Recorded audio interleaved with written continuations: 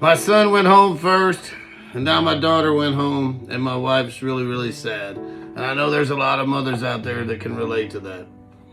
So the only way I know to make my wife feel better today after she went to work is to make beer roast gravy. Come see how I cook it. Right on. Simple recipe. Get you a good beef chuck roast, and all we're gonna do is just add a little bit of Tony's on it. All sides.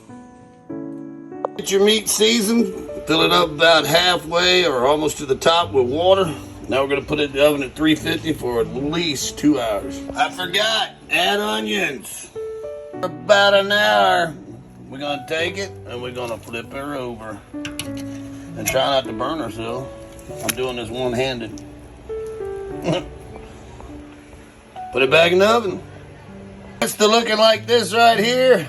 You take a beer, I like to use Yuengling, and we're gonna pour it all over, cold beer all over that meat. Shocks the meat, makes it tender, and this is why we call it beer roast gravy. When it gets crispy like that, because we kept flipping it, turning it back over, now we're ready to make the gravy. We fixing to eat really good. Took flour and mixed it up in there, and now we're gonna add it into the pot roast gravy. Put it in there.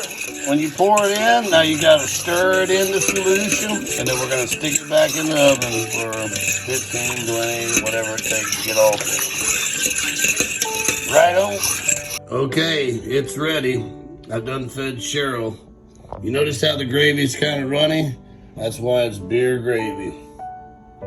There you go.